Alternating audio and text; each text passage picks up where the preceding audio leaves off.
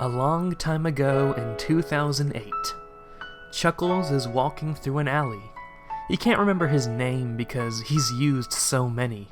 18 months ago, he was Jason Wright, running guns through Laotian minefields. Last January, he was Accel, an explosives expert contracted by the Taliban. He was then Marcus Quinn, working security for a Colombian drug lord. Now, he is in a former Soviet region, delivering polonium-210 to the local mafia, but he can't remember his name for the operation. However, as two shady men approach him, they call him Mr. Lang, inadvertently helping Chuckles remember. The shady men attack him, but Chuckles is saved by a mysterious man who smells like French cigarettes. His name is Skeleton, and Skeleton prevents Chuckles from killing him due to the fact that he has a sniper in the window behind him, as well as another shooter. Skeleton explains that he's been watching Chuckles, or Lang, or Attell, or whatever his name is. He represents a larger organization who is interested in bringing Chuckles into the fold. Skeleton tells Chuckles to meet him at the tavern tomorrow, the Faligi outside of Tallinn. Later, Chuckles contacts G.I. Joe and burns his passport as he prepares for his true mission. And we all know how that went. Ladies and gentlemen, welcome to another episode of Transformers Lore, the series where I explain concepts, characters, stories, ideas, sciences, and the like, to understand that take place in the greater Transformers universe. The following story takes place in the IDW Hasbro universe, and this video is actually a sequel to two videos I did over 2 years ago. And this video assumes that you've watched those videos. So if you have not yet, let me pull them up. Transformers Lore Infiltrating Cobra, IDW, from June 9th, 2017. Followed by Transformers Lore Zaymot Changes, IDW G1, from September 19th, 2017. Those are two crucial videos to understanding the events of this video. So please, the links will be in the description. Check out those videos first, because I really want to finish my favorite story arc from the IDW comics, and that is Chuckles' story arc, and Erika le Tene's. But for now, let's just focus on trying to finish Chuckles' story arc. But this is the events that transpire in the miniseries Cobra 2. We're finally picking up on this Chuckles series. You have no idea how excited I am for this. The year is 2009. General Hawk, Field Commander of the Joint Services Special Counter-Terrorist Group, or G.I. Joe, is meeting in an inn with an American colonel who seems a bit unhappy at their meeting. Time and time again, Hawk has come to this colonel to recruit his people, and as soon as they've been recruited into the secretive organization, he hears news that they've died. Cover-up stories include dying of cancer, even though the soldiers in question were in their 20s. Unknown to the colonel, this is because the secretive G.I. Joe doesn't want anyone to know that they exist. The colonel expresses that the military is becoming less and less okay with Hawk's organization, when Hawk fires back that the president is okay with it. For reference, the president at this time would be President Barack Obama. Hawk presents to the colonel the soldier he would like to recruit from his ranks. The colonel questions his choice, but Hawk says that this soldier has the right martial arts training, the right experience in espionage, and the right nationality. The colonel once more expresses his displeasure with Hawk, as he believes service to the country should be honored, not hidden, but Hawk bluntly orders him to get the recruit. Soon, Hawk is meeting with a young Asian American specialist. Hawk cancels her furlough and tells her that she is to be deployed on a special mission immediately. Though the soldier is reluctant, Hawk explains that he runs a secret organization and that their operations in the shadows keeps terrible things from happening in the world. The woman accepts the offer. Her mission? To retrieve a man G.I. Joe had sent to infiltrate Cobra. He has gone off the grid and his handler was found in a mass grave. The woman looks over the report and notes that these soldiers are referred to by code names: Chuckles, Jinx. Hawk reveals to her that her codename is on page 1, Chameleon. Her job is to slip in and get Chuckles and bring him back to G.I. Joe, as nobody has more information on Cobra than Chuckles. Chameleon is still hesitant, but Hawk explains that he knows how, when Chameleon was deployed to Japan, she learned infiltration and assassination techniques and practiced irregular training in the garden. She made contact with some mysterious, shadowy ninja-type group and possesses the skills Hawk needs for her to find Chuckles. Hawk also points out that Chameleon has the right look. In some unknown location, there is a castle where Erika le Tene, adjunct to the Crimson Twins, arrives. She has spent the last 5 years traveling with the twins, but even now she questions her path. The chief of staff of the estate sees Erika le Tene and mistakes her for the Baroness, which Erika corrects. He then hands her an itinerary. See, Cobra is holding a sort of party/meeting at this castle, and the adjuncts are required to make sure things go smoothly. The chief of staff points out that Xamot hasn't arrived yet. Xamot has been doing things his own way lately. But as a consequence, since Erika is 1 officer short, the chief of staff has an assignment for her.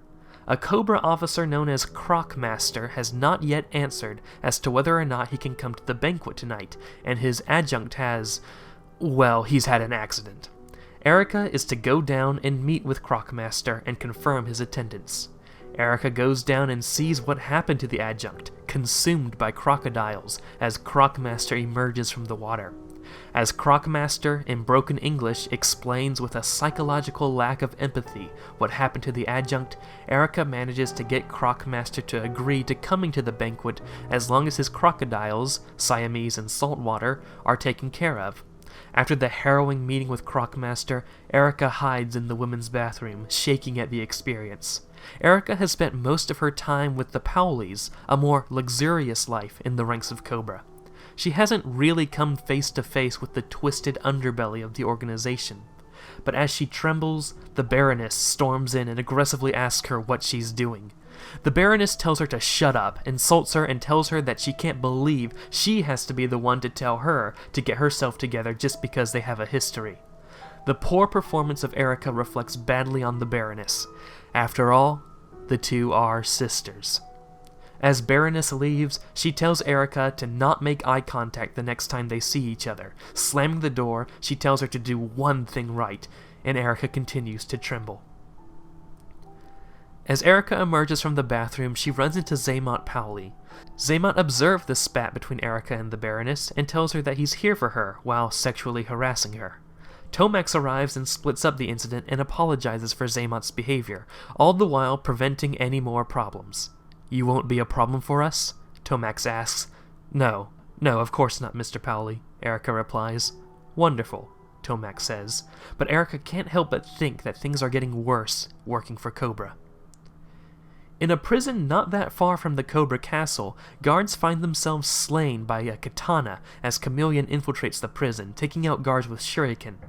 However, she is accosted by a man in the prison, a man in a Hawaiian shirt. As Chuckles removes the mask from Chameleon, he is struck by Chameleon's similar appearance to that of Jinx, and is stunned for a moment. So, how did Chameleon find Chuckles in the middle of nowhere? Well, she picked up his trail in Istanbul as he bought fake visas from an old contract from his mercenary days. She missed him by 2 months in Azerbaijan after she killed 2 of his former gun-running partners. She learned that he took the Trans-Siberian Railway. Chameleon rode on top of the train, falling asleep twice on the 58-hour train ride. She didn't know where to go next until she heard an officer in the Khabarovsk Krai talking about bad business with a Westerner. They had arrested and put Chuckles in this prison where Chameleon has arrived 5 months after being recruited into G.I. Joe. Chuckles apologizes to the woman he thinks is Jinx until he regains his senses and recognizes that he isn't talking to Jinx. Chameleon reveals that she's here to rescue Chuckles, but Chuckles refuses. Chameleon has watched this place for 3 days to understand the guard changes. Chuckles explains that he's here because there is a man who was a Cobra High Command bodyguard who escaped. Chuckles has been spending the last 3 months getting his trust and trading war stories, and now Chuckles is on the path of understanding all of Cobra's top level. The two continue to argue until Chuckles says that if she waits a week, not only does she get Chuckles, but she also gets Cobra. But if she tries to rescue him right now, he will fight back. Chameleon decides to wait and uses coordinates to meet up with Chuckles after the prison break.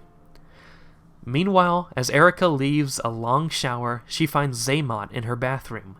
The two bicker, but Xamot reveals that they've both been summoned to High Command. Him, his brother, and Erika. Xamot hints that the meeting is over how they screwed up with the Bat program a year ago. Once she gets ready, Erika meets with Max, a Cobra affiliate we've met before, as he's also worked on the Bat program under Chuckles' command. Max was asked by Tomax to walk her to her meeting, but he also was there as the head of cyberbanking and account security to ask where he should transfer her assets in the event of her termination from duty. But Erika notes that there is no one she can send her assets to. Max remarks that her assets will be reabsorbed by the corporation. They arrive at the meeting with Crystal Ball, the master of psychological tactics and Inquisitor General, representing Cobra High Command. Crystal Ball takes her hand and asks Erika if she helped G.I. Joe agent Chuckles in his endeavors to escape after their last confrontation. Erika can't help but think of when she threw her gun down during that battle, but she tells Crystal Ball that she didn't. However, Crystal Ball remarks that Erika is empty and afraid, and therefore weak. He tells the Crimson Twins as much, but also says that this is beneath High Command's notice. In prison, Chuckles begins to orchestrate his escape with the former Cobra officer. As they escape, Chuckles begins to prepare to blast through the wall with simple homemade explosives. The agent asks where he got his training, and Chuckles simply says, G.I. Joe. What? Chuckles then snaps his neck. The wall explodes and Chuckles finds Max waiting for him. You see, Max has been trying to find a way to leave Cobra and has been helping his former commander Chuckles in tracking Cobra down in return for asylum in the United States and citizenship. However, Chuckles tells Max that their business relationship ends after this prison break and tells him to leave. From this point on, he works alone. Chameleon waits at the supposed meeting spot with Chuckles for 2 extra days. After checking up on the prison, she finds a Cobra helicopter leaving the area, and interprets this as a sign of what Chuckles meant when he said he'd give her Cobra, as the helicopter leads Chameleon right to the Cobra castle. Max complains as he walks through the woods, upset about being abandoned by Chuckles when Chameleon captures him for interrogation. 3 days go by as Erika goes through the motions in the Cobra castle, even catching Xamot engaging in sexual gestures with other workers in the castle. She meets with Max, but her constant anxiety and stress that comes from working in an organization ruled by fear is getting to her, as she snaps at Max before apologizing. She talks about maybe giving her assets to charity, which causes Max to give Erika a curious look, so Erika ends the conversation. Later, Erika sees Max talking with the mysterious Crystal Ball, and Xamot walks up to her, revealing that Max is Crystal Ball's son. Xamot mentions that just because people are family doesn't mean they have to be exactly the same. Xamot and Erika know this better than anyone, given their siblings. Chuckles is training in the forest when Chameleon arrives, explaining that she used Max to find out where Chuckles was.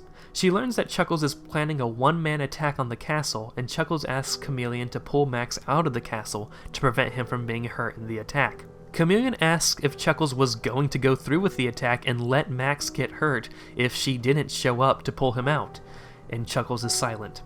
The two continue to argue. Chameleon is under orders to rescue Chuckles, not assist him in his plot for revenge, and he's going to get himself killed. Chuckles has put everything on the line for this meeting, as all of Cobra High Command is there and the most important Cobra event in 4 years. They made him kill Jinx. Nothing is stopping him from going after these people.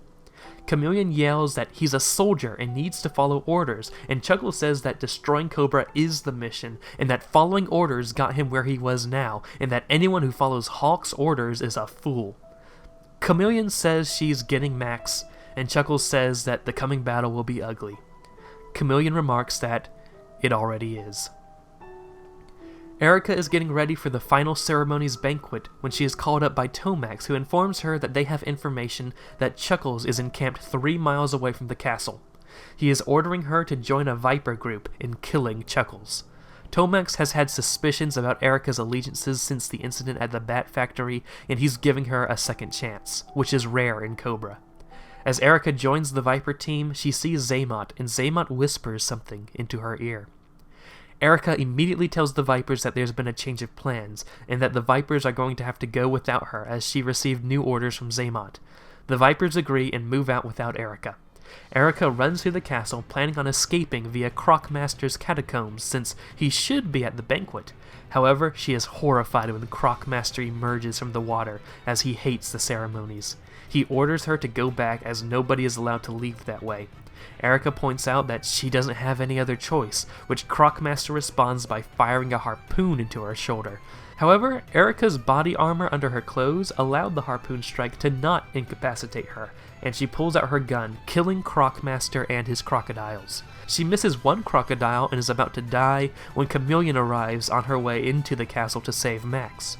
Erika explains that she's the Crimson Twins adjunct and first lieutenant in command of Baltic Interest and Special Envoy to the Middle East, and explains that she's looking for Chuckles and that Cobra has sent out a team to kill him. In the woods, Chuckles takes on the Viper unit that I really can't do any justice in this video, so I recommend you read the book for yourself. But it's ultimately down to Chuckles, shot in the shoulder, and the last Viper when Chameleon arrives to behead the Viper. Meanwhile, Max finds Erika. Max also learned that a Viper team was sent out against Chuckles and wanted to go help him, which brings him to Erika. He frees Erika, and the two head towards Chuckles' position. The two arrive to meet Chameleon and Chuckles. Erika says she's defecting to the United States with valuable information on Cobra and 14 of their shell corporations in return for asylum. Chuckles simply orders Chameleon to kill Erika. However, Chameleon seems more keen on taking Erika in as a prisoner. Chameleon and Chuckles argue over killing her or not, because Erika is the woman who got Jinx killed to begin with. But while they argue, Max feels more and more strange. He looks at the arguing people with a glazed look over his eyes, before he pulls out a gun, pointing it at Erika. Swiftly, Chameleon slits his throat.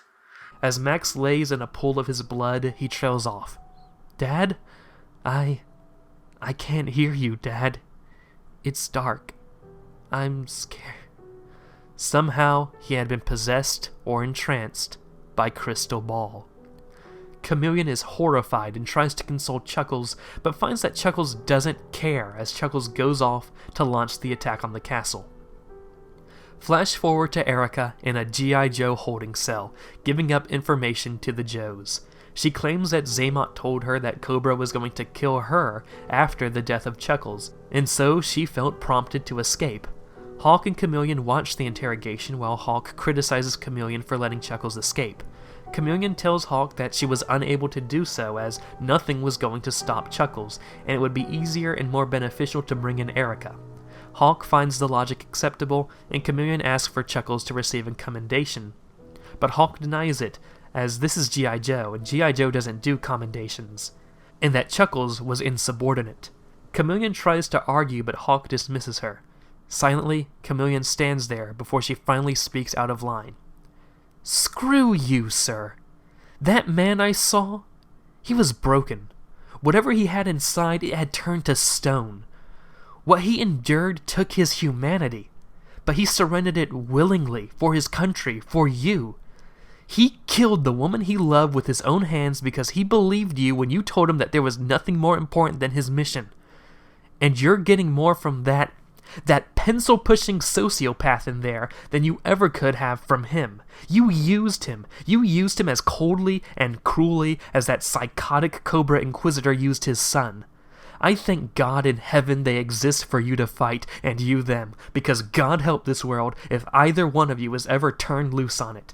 This isn't my military. You aren't soldiers, and I don't want anything to do with G.I. Joe ever again." The two stare each other down, before Hawk tells Chameleon that her request is granted and her resignation is accepted. Chameleon thanks Hawk as she leaves, and Hawk sits there as he reflects on Chameleon's words. Chuckles continues to push through the forest, bleeding out before he finally succumbs to his wounds, falling down.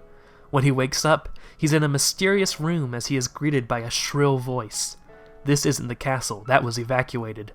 They're now at a safe, different location. The voice speaking to Chuckles says he's impressed with how Chuckles has gone to the ends of the earth to oppose Cobra. And so, The lights turn on, revealing who is in the room. Zaymot, Crystal Ball, and the voice? The voice comes from Cobra Commander.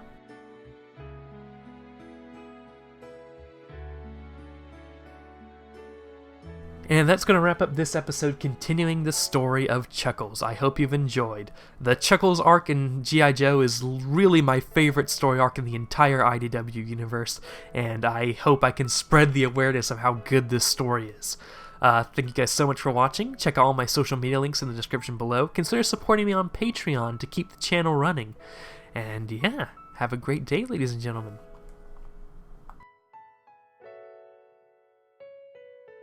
Huge thanks to our patrons, including this month's $10 plus patron, Josh Adkins. Check out the description for more patrons and more info about how you can receive a shout out here.